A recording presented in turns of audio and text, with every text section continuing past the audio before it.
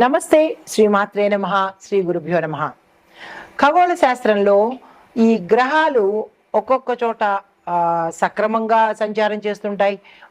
కొన్నిసార్లు కొన్ని గ్రహాలు తిరోగమ దిశలో అంటే వెనక్కి వెళ్ళడము మళ్ళా ముందుకు రావడము ఇలాంటివన్నీ కామన్గా మనకి ప్రతిసారి జరుగుతూ ఉండే ప్రక్రియలే. అయితే వీటి యొక్క ఫలితాలు ఒక్కొక్కసారి మనకి రాజయోగాల్ని కూడా కలగజేస్తుంటాయి.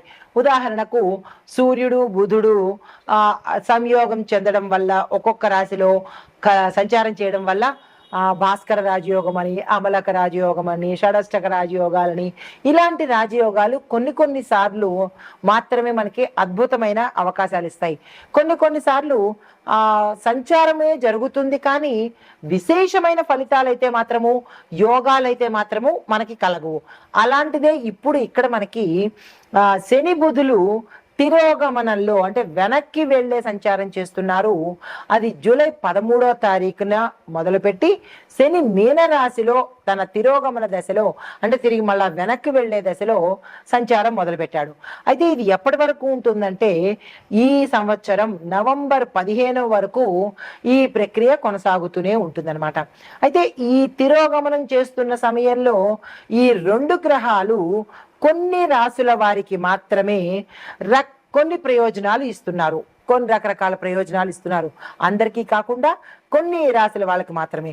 అయితే ఆ ప్రయోజనాలు ఎలా ఉండబోతున్నాయి అంటే ఎప్పటి నుంచో డబ్బులు మనకి రాకపోవడము, ఎవరు ఇవ్వకుండా ఇబ్బంది పెట్టడము, మన దగ్గర నుంచి తీసేసుకుంటారు కానీ తిరిగి మళ్ళీ వాళ్ళు ఇవ్వడానికి ఇబ్బంది పెడతారు.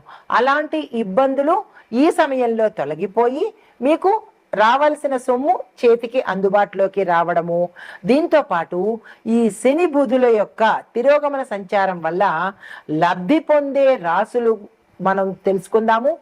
అసలు ఈ శని తిరోగమనంలో ఏమిటి ఫలితాలు ఉండబోతున్నాయి, ఏ రాసుల వాళ్ళకి ఎలాంటి ఫలితాలు ఇస్తారు అనే అంశాన్ని మనం ఇప్పుడు సవివరంగా తెలుసుకుందాం. తదుపరి రాశి వృశ్చిక రాశి.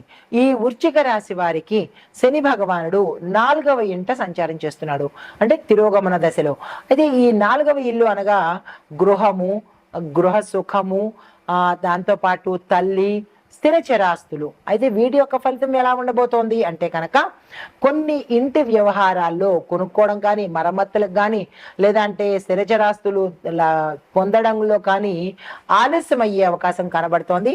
దీంతో పాటు తల్లి యొక్క ఆరోగ్యం పట్ల మీరు చాలా జాగ్రత్తగా ఉండాలి. అనారోగ్య సూచనలు మీ యొక్క తల్లి గారికి ఎక్కువగా అన్ఎక్స్పెక్టెడ్గా వచ్చే అవకాశాలు కనబడుతున్నాయి, జాగ్రత్తలు తీసుకోండి. అయితే గృహ నిర్మాణాలకు సంబంధించి కానీ లేదా స్థిర చరాస్తులు కొనుగోలు చేయడంలో ఉండే వ్యవహారాలు ఆలస్యం అవుతాయి. అయినప్పటికీ బాధపడకండి, మంచి జరిగే అవకాశం ఉంది. అయితే తర్వాత పాతకాలం నాటి ఆస్తి లావాదేవీలు ఏవైనా ఉంటే కనుక దానికి సంబంధించిన గుడ్ న్యూస్ మీరు వినే అవకాశం ఉంది. మీరు సొంతంగా కొనుక్కోవడానికి ఆలస్యం అవుతుంది. గతంలో మీ తాత ముత్తాతలు కానీ మీ పేరెంట్స్ కానీ ఏమైనా ఆస్తి లావాదేవీల్లో కోర్టులో ఉండున్నా అవి మీ పట్ల తీర్పు వచ్చేటట్టుగా ఈ సమయం ఉండబోతోంది. దీంతో పాటు ధైర్యంగా మీరు ఏ నిర్ణయాలు తీసుకున్నా అవి సక్సెస్ని సాధిస్తారు. కాబట్టి ఈ సమయంలో మీరు ధైర్యంగా నిర్ణయాలు తీసుకోండి, అది ఏ నిర్ణయమైనా మీకు సక్సెస్ అవుతుంది. తర్వాత ఇప్పుడు బుధ తిరోగమనం చూస్తే బుధుడు 10వ ఇంట్లో సంచారం చేస్తున్నాడు.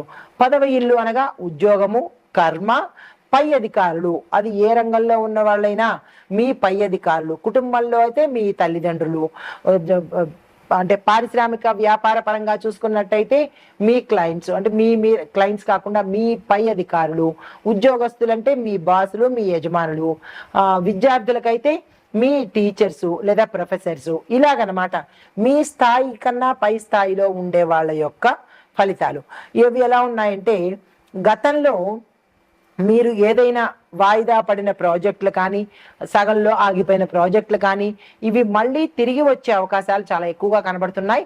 వాటిని అందుకుని తిరిగి ప్రారంభించే ప్రయత్నం చేసుకోండి. పై అధికారుల నుంచి మీ పనితీరుకు సంబంధించి ప్రశంసలు మీకు వస్తాయి. అది స్టూడెంట్స్ కావచ్చు, ఉద్యోగస్తులు కావచ్చు, ఎవరికైనా సరే మీ పై అధికారులు మిమ్మల్ని మెచ్చుకునే పరిస్థితి ఇక్కడ కనబడుతోంది. దాంతోపాటు ఉద్యోగస్తులకు పదోన్నతులు వచ్చే అవకాశము, దాంతోపాటు మీ ప్యాకేజీలు పెరిగే అవకాశం కూడా చాలా ఎక్కువగా ఇక్కడ కనబడుతోంది. మరీ ముఖ్యంగా భవిష్యత్తు ప్రణాళికలు ఎవరైతే తీసుకుంటారో ఈ సమయంలో వాళ్లకు సక్సెస్ ఎక్కువ కనబడుతుంది. ఈ సమయంలో మీరు ఏదైతే ఫ్యూచర్ ప్లాన్స్ పెట్టుకున్నారో తక్షణమే వాటిని అమలు పరిచేయండి.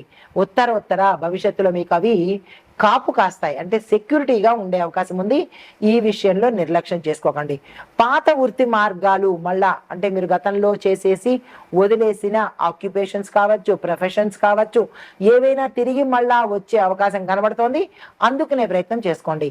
అయితే మరి లాభపడే అంశాలు ఏమిటి అంటే కనుక, ఉద్యోగంలో పదోన్నతులు లభిస్తాయి, స్థిరచరాస్తుల వ్యవహారాల్లో లాభాలు వస్తాయి, ఇంటి పునరుద్ధరణకు మంచి అనుకూలమైన పరిస్థితులు, దీంతో పాటు తల్లిదండ్రుల ఆశీర్వాదం కూడా మీకు ఇక్కడ కనబడుతుంది. ఇందాక నేను చెప్పాను కదా, ఆఫీసుల్లో బాసులు, ఇంట్లో మీ తల్లిదండ్రులు.